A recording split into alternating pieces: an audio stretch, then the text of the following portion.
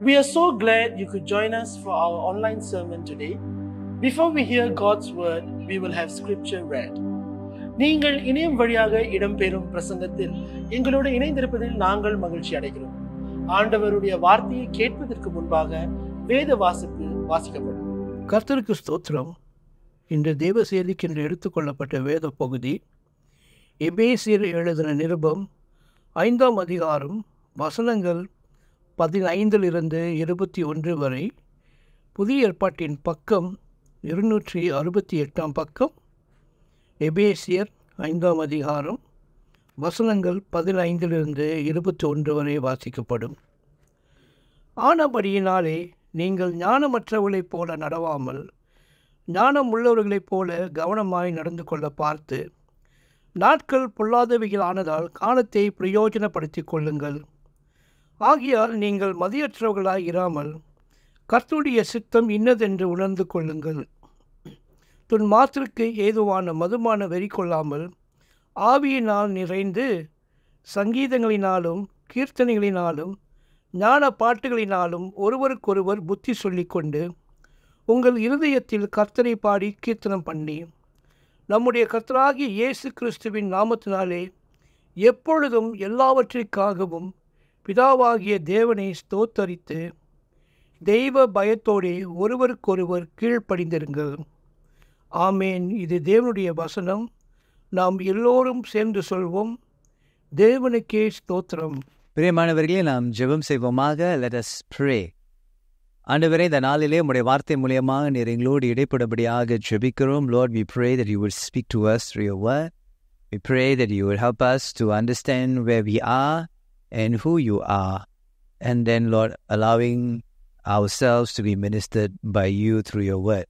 ஆண்டவரே, நாம் எங்கே இருக்கிறோம், நீர் எப்படிப்பட்டவர் என்று புரிந்து எங்களே உம்முடைய சமூகத்திலே அர்ப்பணம் செய்து நீர் எங்களோடு இடைப்படும்படியாக கர்த்தராகிய இயேசு கிறிஸ்துவின் நாமத்திலே ஜெபிக்கிறோம். We pray this in Jesus' mighty name. Amen. ஞானமுள்ளவர்களைப் போல் வாழுங்கள். Live wisely. The Bible encourages us to live as wise people, displaying practical wisdom in our daily lives. பிரியமானவர்களே, வேதம் நமக்கு ஞானமுள்ளவர்களைப் போல நம்முடைய அன்றாட வாழ்க்கையிலே நடைமுறையிலே அதை காட்டும்படியான விதத்திலே நம்ம வாழ வேண்டும் என்று வேதம் நமக்கு உற்சாகப்படுத்துகிறது. The lack of wisdom is a reason for many issues in life. ஞானம் இல்லாதவர்களைப் போல நம்ம வாழும் பொழுது அதுவே அநேக வாழ்க்கையினுடைய பிரச்சனைகளுக்கு துக்கத்துக்கு துயரத்துக்கு காரணமாக இருக்கிறது.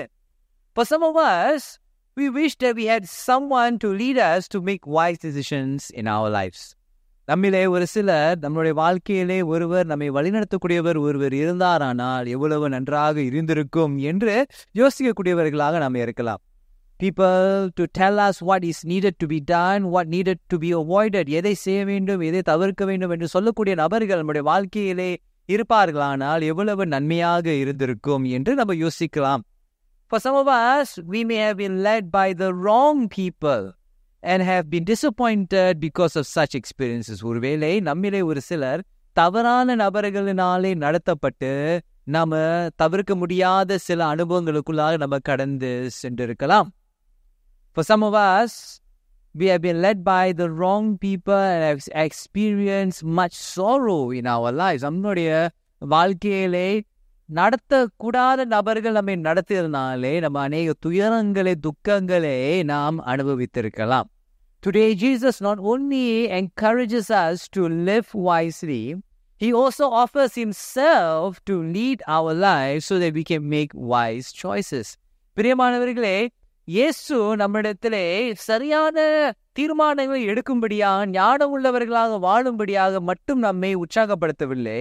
ஆனால் அவர் தாமே தன்னையே அவர் நமக்கு அர்ப்பணம் செய்து நமக்கு கொடுத்து நம்மை வழிநடத்தும்படியாக ஒருவராக இருக்கிறார். ஞானமுள்ள தீர்மானங்களை எடுக்கும்படியாக அவரே வழிநடத்தக்கூடியவராக நம்ம மத்தியிலே வந்திருக்கிறார்.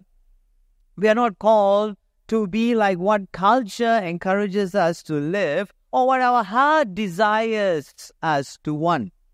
பிரியமானவர்களே, நாம் எப்படிப்பட்டவர்களாக வாழக்கூடாது என்றால், கலாச்சாரம் எதை எதிர்பார்க்கிறதோ அல்லது நம்முடைய இருதயம் எது வாஞ்சிக்கிறதோ அதை பூர்த்தி செய்யும்படியான உள்ள ஒரு வாழ்க்கையை நம்ம வாழக்கூடாது என்று வேதம் நமக்கு உற்சாகப்படுத்துகிறது. Scripture encourages us not to give in to culture, not to give in to our heart's desire, but to be focused on the Lord, because culture and the heart constantly changes. ஏன்னா பிரியமானவர்களே, கலாச்சாரமும் சரி நம்மளுடைய இருதயமும் சரி அது எப்பொழுதுமே மாறக்கூடியதாக இருப்பதினாலே அதை பூர்த்தி செய்யும் பொழுது அதேக வேலையிலே களைப்புள்ளவர்களாக நம்ம மாறிவிடலாம்.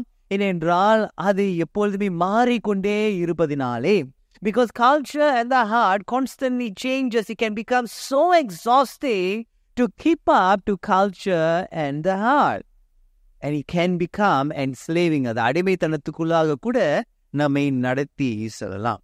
But we are called to live as God who created us calls us to live. நம்மை உண்டாக்கின தேவன் நம்மை எப்படி வாழ வேண்டும் என்று அவர் உற்சாகப்படுத்துகிறாரோ, நமக்கு ஒரு கட்டளை கொடுக்கிறாரோ அவனமாக வாழும்படியாகவே நீங்களும் நானும் உருவாக்கப்பட்டிருக்கிறோம். இயேசு அழைக்கின்ற விதத்திலே நாம் வாழும் பொழுது அது ஒரு விடுதலை நிறைந்த ஒரு வாழ்க்கையா இருக்கிறது. துக்கத்தை சந்தோஷமாக மாறக்கூடிய ஒரு வாழ்க்கையாக இருக்கிறது. You and I are called to live as God created, and as we live as Jesus teaches us to live, it can be liberating, my friends. It can turn our sorrows into joy. எபேசியர்கள் நிருபம் 5ஆம் அதிகாரம் 15-16 வசனத்தை கவனித்து பார்க்கும் பொழுது வேதம் நம்மை ஞானமுள்ளவர்களாக வாழும்படியாக நம்மை உற்சாகப்படுத்துகிறது. அதை வாசிக்க கேட்போமே. 15-16 வசனம். ஆனபடியினாலே நீங்கள் ஞானமற்றவர்களைப் போல நடவாமல் ஞானம் உள்ளவர்களைப் போல கவனமாய் நடந்து கொள்ள பார்த்து, நாட்கள் பொல்லாதவைகளாதலால் காலத்தை பிரயோஜனப்படுத்திக் கொள்ளுங்கள். ஞானமுள்ளவர்கள் வேதம் சொல்கிறது தங்கள் நேரத்தை சரியாக பயன்படுத்தக்கூடியவர்களாக இருக்கிறார்கள். Now the ones, Scripture says, the ones who use, wise people are the ones who use the opportunity that time gives them to live for the Lord. ஞானமுள்ளவர்கள் என்று சொல்லும் பொழுது நமக்கு நேரம் கொடுக்கக்கூடிய வாய்ப்புகளை சரியாக பயன்படுத்தி கர்த்தருக்காக வாழும் பொழுதே அது ஞானமுள்ள ஒரு வாழ்க்கையாக இருக்கிறது. நாம் யாவருக்குமே சரியான சமமாக கொடுக்கப்பட்ட நேரங்கள் இருக்கின்றன. All of us have the same amount of time. We all have 24 hours a day. ஒவ்வொருவருக்கும் 24 மணி நேரம் ஒரு நாளில் நமக்கு கொடுக்கப்பட்டிருக்கிறது. ஞானமுள்ளவர்களுக்கு அதிகமாக கொடுக்கப்படவில்லை. Wise people are not given more time, but wise people make good use of the time to serve God. ஆனால் ஞானமுள்ளவர்கள் கொடுக்கப்பட்ட நேரம், கொடுக்கப்பட்ட வாய்ப்புகளை பயன்படுத்தி ஆண்டவருக்காக சேவை செய்யக்கூடியவர்களாக இருக்கிறார்கள். இப்படிப்பட்டவர்கள் அவர்கள் ஞானமுள்ளவர்கள் என்ற வேதம் நமக்கு கற்றுக் கொடுக்கிறது. Serving God is not limited to church alone, my friends, but it is how we use our time at home and at work. ஞானமுள்ளவர்கள் சொல்லும் பொழுது நேரத்தை பயன்படுத்தி ஆண்டவருக்கு சேவை செய்வது என்று சொல்லும் பொழுது அது சபையில மட்டுமல்ல, வீட்டிலே ஆண்டவருக்காக சேவை செய்கிறோமா, வேலையிடத்திலே ஆண்டவருக்காக நம்ம சேவை செய்கிறோமா? Are we serving God at home? Are we serving God at our workplaces? The Bible tells us that if we don't use the time given to us wisely, then the time given to us will be used for evil. பிரியமானவர்களே, வேதம் நமக்கு என்ன சொல்கிறது என்றால் 16வது வசனம் நமக்கு என்ன சொல்கிறது என்றால், நாட்கள் பொல்லாதவைகளானதால் காலத்தை பிரயோஜனப்படுத்தி கொள்ளுங்க என்று வேதம் நமக்கு சொல்கிறது. காலங்கள் அது பொல்லாததாக இருக்கிறது. ஆகையாலே ஞானம் உள்ளவர்களாக நம்ம நேரத்தை பயன்படுத்தாவிட்டால் நாம் அந்த நேரத்தை எதுக்காக பயன்படுத்துவோம் என்றால் பொல்லாததை செய்வதற்காகவே அதை பயன்படுத்துவோம். If we don't use the time given to us wisely, then the time given to us will be used for evil. The evil that brings harm to ourselves and to others. இந்த பொல்லாதவைகள் என்று சொல்லும் பொழுது அது நம்மை பாதிக்கும், நம்மை மட்டுமல்ல பிறரையும் பாதிக்கக்கூடியதாக இருக்கிறது. So think about the times, my friends, when we did not use our time wisely. We ended up doing things that hurt others and ourselves. யோசித்து பாருங்களேன், ஞானம் உள்ளவர்களாக நடந்து கொள்ளாததுனாலே, நேரத்தை பிரயோஜனப்படுத்திக் கொள்ளாததுனாலே, அநேக வேளையிலே அந்த நேரம் கொடுக்கக்கூடிய வாய்ப்புகளை பயன்படுத்தி நாம் பிறருக்கும் நமக்கும் வேதனை உண்டாக்கும்படியான சில காரியங்களை நம்ம செய்திருக்கிறோம். Think about the times that people have used time unwisely in the home, doing things that they shouldn't do and hurting people and themselves. யோசித்து பாருங்களேன், வீட்டிலே ஞானம் உள்ளவர்களாக நடந்து கொள்ளாததுனாலே, ஆண்டவரை ஞானம்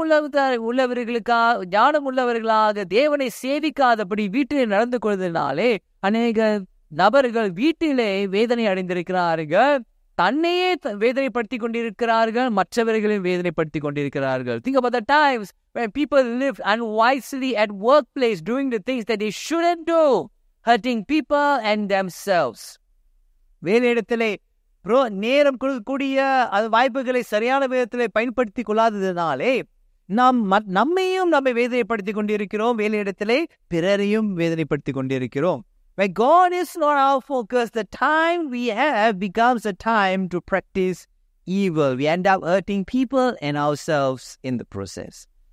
ஆண்டவர் நமக்கு கொடுக்கக்கூடிய அந்த நேரத்தை சரியாக பிரயோஜனப்படுத்திக் கொள்ளாதவர்களாக நாம் இருக்கும் பொழுது அதை நம்மை வேதனைப்படுத்திக் கொள்கிறோம், மற்றவர்களையும் அந்த நேரம் கொடுக்கக்கூடிய வாய்ப்புகளை பயன்படுத்தி மற்றவர்களையும் நாம் வேதனைப்படுத்திக் கொள்கிறோம். இதுவே அநேகருக்கு துக்கத்தின் காரணமாக இருக்கிறது.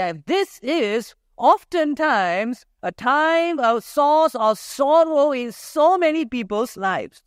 17வது வசனம் நமக்கு என்ன சொல்கிறது என்றால், ஞானமுள்ளவர்கள் அவர்கள் தேவனுடைய சித்தத்தை பகிர்ந்து கொள்வார்கள். தேவனுடைய சித்தத்தில் ஞானம் இருக்கிறது.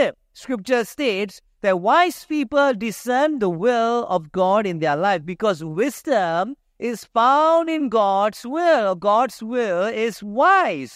God's will is God's desire for us. தேவனுடைய சித்தம் என்று சொல்லும் பொழுது தேவன் நம்மீது வைத்திருக்கின்ற வாஞ்சை, நம்மீது வைத்திருக்கின்ற எதிர்பார்ப்பு, அதை நம்ம செய்யும் பொழுது ஞானமுள்ளவர்களாக நம்ம வாழ்கிறோம் என்று நாம் புரிந்து கொள்ளலாம்.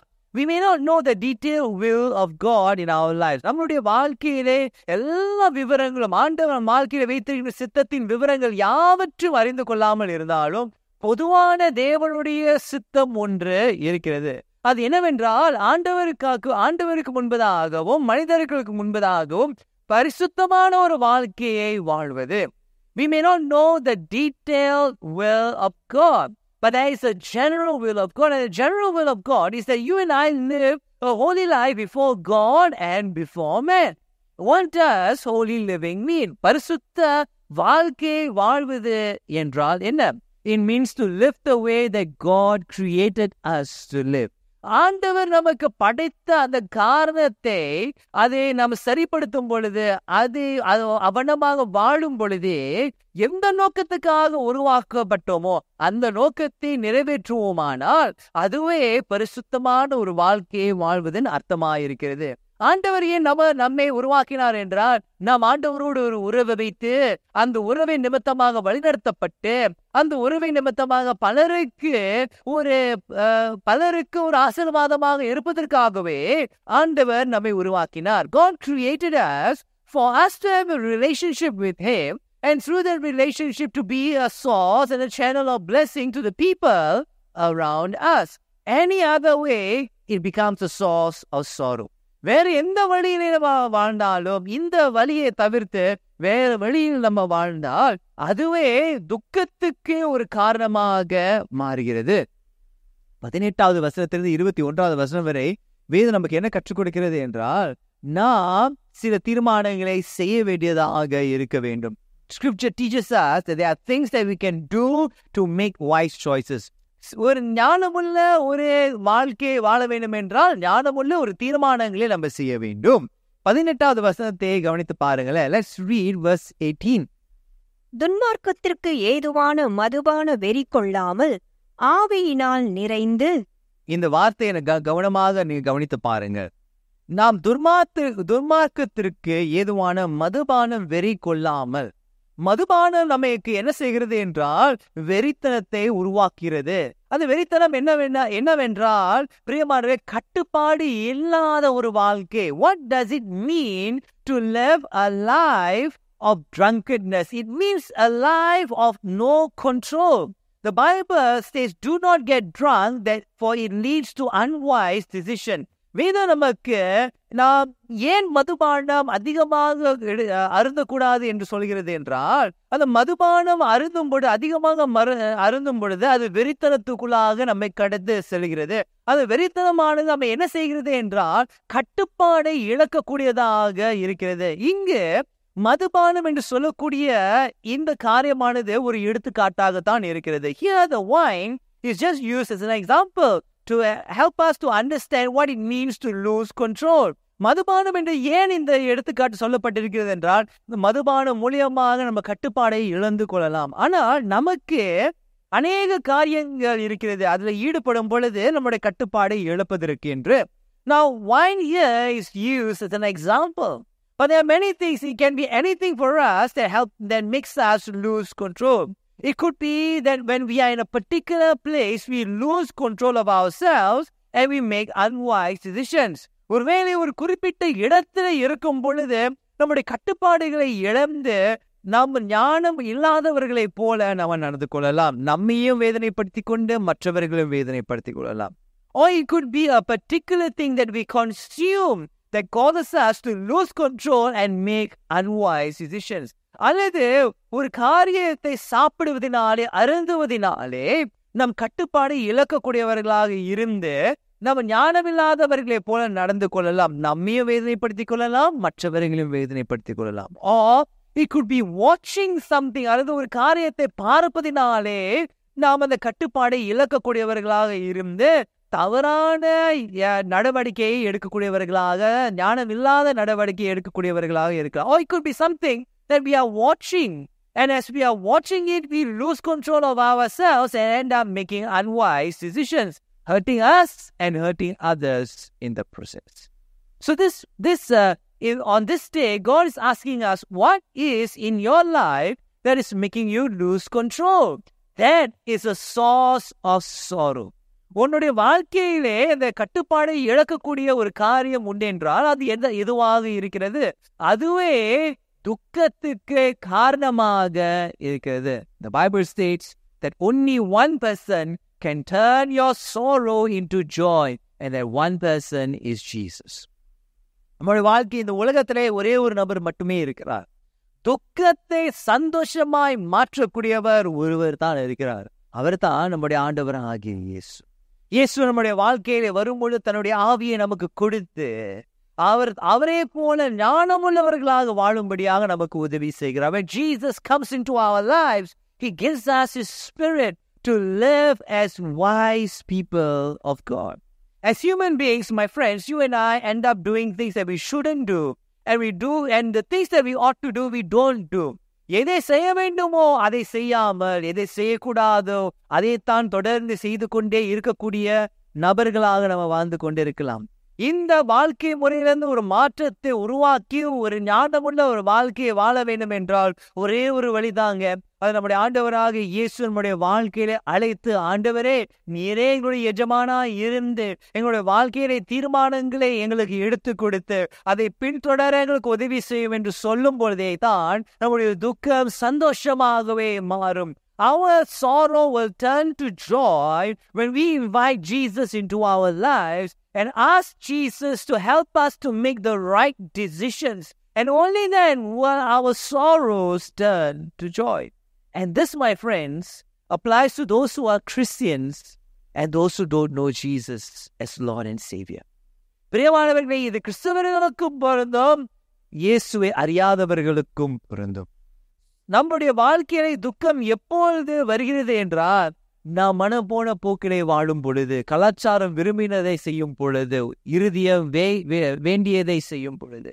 Sorrow enters our lives because of what we want to do for ourselves, because our heart wants what it wants, and because we want to fulfill culture's expectation, and sorrow enters our lives. Because sometimes sorrow can enter our life despite doing something right as well. சில நேரத்தில் துக்கம் எல்லாம் சரியாக செய்தால் கூட நம்முடைய வாழ்க்கையிலே துக்கம் நேரிடுகிறது. என் அன்பு சகோதர சகோதரிகளே, ஆகியால் தான் நாம் ஒவ்வொருவருக்கும் ஒரு இரட்சகர் தேவை, நம்மை விடுவிக்கக்கூடியவர் தேவை. அவர் தான் நம்முடைய ஆண்டவர் ஆகிய இயேசு. அவர் மட்டுமே நம்முடைய துக்க சூழ்நிலையிலிருந்து விடுவிக்கக்கூடியவராய் இருக்கிறார். எதை செய்யக்கூடாதோ அதை செய்யாதபடி நம்மை நடத்தக்கூடியவராக, பலப்படுத்தக்கூடியவராக இருக்கிறார். எதை செய்ய வேண்டும் அதை தொடர்ந்து செய்யும்படியாக நம்மை பலப்படுத்தக்கூடியவராக அவர் இருக்கிறார். இந்த நாளிலே இயேசுவே என்னுடைய வாழ்க்கையிலே வந்து என்னை வழிநடத்தும் ஆண்டவரே, என்னுடைய துக்கத்தை சந்தோஷமாக மாற்றும் ஆண்டவரே என்று நீங்கள் சொல்வீர்களா? Will you ask the Lord, Lord, will you turn my sorrow into joy? Will you come into my life and help me to be led by you? You are my shepherd and I am your sheep, and help me to hear your voice. நீரே எங்களுடைய மேய்ப்பராய் இருக்கிறேன். நாம் உம்முடைய ஆடுகளாக, உம்முடைய மந்தையிலே ஆடுகளாக இருந்து எங்களுடைய மேய்ப்பராக இருக்கின்ற நீர் இங்கே எங்கெல்லாம் நீர் அழைக்கிறீரோ அங்கெல்லாம் செல்ல, எதையெல்லாம் தீர்மானம் செய்ய சொல்கிறீரோ அதையெல்லாம் தீர்மானித்து செய்ய நீர் எங்களுக்கு உதவி செய்யும் என்று நம்ம சொல்வோமானால், இந்த நாளிலே நம்முடைய ஆண்டவர் உங்களை வழிநடத்தக்கூடியவராக இருக்கிறார். If you would say that, our Lord would lead you. Let us pray. ஆண்டவரே, எங்களுடைய வாழ்க்கையில் உள்ள துக்கத்தினுடைய காரணம் அநேக வேளையிலே நாமே செய்யக்கூடிய காரியங்களாக இருப்பது காரணமாக இருக்கிறது. Many a times, Lord, we acknowledge that sorrow enters our lives because we choose to do things that we want. And we ask that you would help us to be delivered from this situation. இந்த சூழ்நிலையில் எங்களை விடுவிக்க எங்களுக்கு உதவி செய்வீராக. இந்த நாளிலே எல்லாம் சரியாக செய்தும் என் வாழ்க்கையில் இன்னும் துக்கம் இருக்கிறதே என்று போராடி கொண்டிருக்கிற நபர்களுக்காகவும் செபிக்கிறோம் ஆண்டவரே. Lord, I pray for those who have been trying to do their best to do the right thing and yet experience sorrow. And pray, and Lord, that you would speak to them and minister to them and encourage and strengthen them. அன்பு சகோதர சகோதரிகளே, உடைய அன்புள்ள பராமரிப்புக்குள்ளாக அர்ப்பணம் செய்கிறேன். I surrender my dear brothers and sisters into your loving care and hands. In Jesus' name I pray, Father. இயேசு கிறிஸ்துவின் நாமத்திலே. Amen. We hope you have been blessed by the word of God today. If you have any questions after hearing the sermon today or need someone to talk to, please contact our church office. We would like you to know that you are not alone and that we as a church are willing to journey with you. We hope to be a safe space where you can grow in Christ as a person. We hope you have a great week. God bless you. பிரசங்கத்துக்கு பிறகு தேவனுடைய வார்த்தையால் நீங்கள் ஆசீர்வதிக்கப்பட்டீர்கள் என நம்புகிறோம். பிரசங்கத்தை கேட்ட பிறகு உங்களுக்கு ஏதேனும் கேள்விகள் இருந்தால் அல்லது யாரிடமாவது பேச வேண்டும் என்றால் எங்கள் சபை அலுவலகத்தை தொடர்பு கொள்ளுங்கள். நீங்கள் தனிமையில் இல்லை என்றும் உங்களோடு சேர்ந்து பயணம் செய்ய நாங்கள் சபையாக முன்வருகிறோம் என்பதை நீங்கள் அறிய வேண்டும் என்று நாங்கள் விரும்புகிறோம். நீங்கள் கர்த்தருக்குள் ஒரு நபராக வளர்ச்சி அடைவதற்கு உங்களது பாதுகாப்பான இடமாக நாங்கள் இருக்க விரும்புகிறோம். இந்த வாரம் உங்களுக்கு சிறந்த வாரமாக அமையட்டும்.